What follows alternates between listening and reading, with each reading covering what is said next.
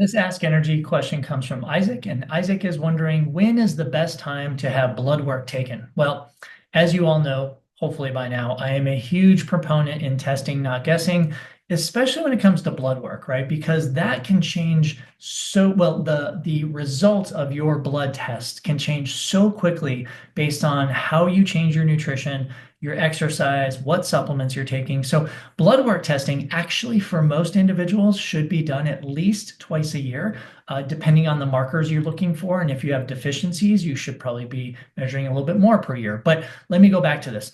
In general, I would say minimum of one time a year, but ideally two times a year. However, we have to put this in context, right?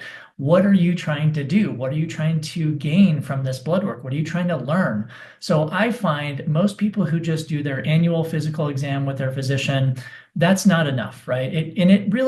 The landscape is changing these days in terms of blood work testing or biomarker testing with medical doctors, meaning I'm seeing a lot more physicians stepping up a little bit and adding more blood tests or biomarkers to those tests to actually be more efficacious for us to, basically look into our body and see what kind of health that we're in. So I do see that. However, it's still lagging, especially in the United States, because listen, there's a lot of issues. We're not going to talk about those in terms of the insurance things.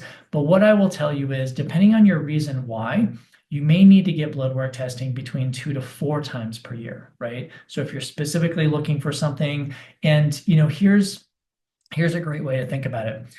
If you're asking the question, should I get blood work testing done? You already actually have your answer, because you should, right? If it's on your mind because something is driving that, right? You need some information.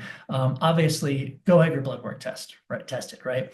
Now, I'm not going to tell you where to get it, because again, these days you can go to your physician. You can actually take a little more control of your own health if you have those capabilities and if you have the interest. There are a lot of systems out there now where you can actually order your own blood work testing. Now, that's a little bit scary, a little bit sketchy at times, because if you are not a health professional, you don't know what you're looking for, you don't know how to interpret it, that can be a slippery slope. So I don't recommend that to everybody, unless, here's the thing, unless you have someone guiding you. So if you have a physician, or you have it could be a functional, it could be a regular physician, could be a sport dietitian, regular dietitian, someone who is trained and qualified to look at blood work, but also take it in context and make certain dietary and exercise and supplement changes to improve your blood work, then I am all for you getting your blood work done on your own, ordering it on your own. Okay.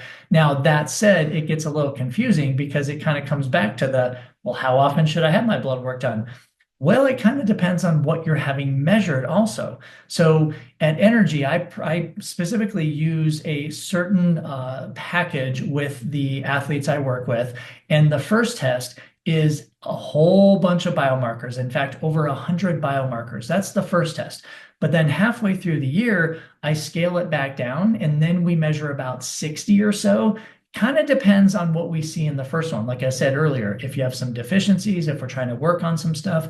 But usually the first blood work or biomarker test should have a lot more, should be more robust in the biomarkers you're measuring. Then the second one, about halfway through the year, should be about half that or somewhere around there. Because again, you want your blood test to identify things that you need to work on, right? So the reason why you're having your blood work tested is to try to identify deficiencies, see where you're at. So here's an example. If you have your blood work test, and let's just say you have an advanced lipid profile, which, by the way, let me just go off on a quick tangent here. I know that's not the question, but I'm gonna go on this tangent. If you are over 35 or 40, and I don't even care if you have any medical health history of cardiovascular events. Listen, you need to have an advanced lipid screening, right? It's not enough. What is that? An advanced lipid screening is completely separate from a normal basic lipid screening. So why is that important? Well, normally you will get like your basic lipids. You'll get cholesterol, total cholesterol. You'll get your LDL-C, your HDL-C. You'll get your triglycerides. Great, fantastic. But it doesn't give you the whole story.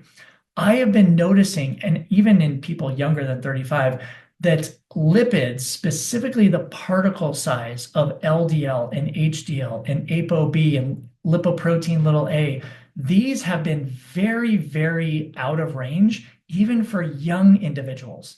And that's alarming to me. So what I'm now recommending is skip the basic blood lipid profile, go right to the advanced one, right? Okay, so that said, let's go back to my example. If, say, for example, you're trying to ascertain what's going on with your lipids, you get an advanced lipid screening, right?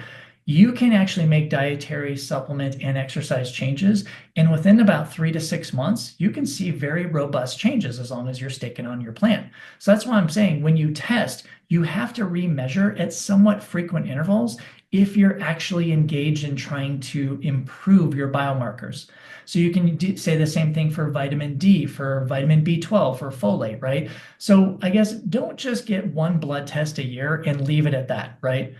Get a blood test, have someone who is really knowledgeable in not only engaging in how to interpret the report, but also giving you an action plan for nutrition, supplements, and exercise. Have them on your team also, because you're going to have to get another test about 6 months, 7 months, 8 months down the road, because 9 times out of 10, every person I see who gets their first blood test, we have to work on something, which indicates we're going to be doing a follow-up blood test 6 to 8 months later. Okay, so a little bit long-winded, Isaac. Thank you for your question. Really, the answer comes down to have one done. It's a foundation test. It should include more biomarkers to see what's going on inside your body.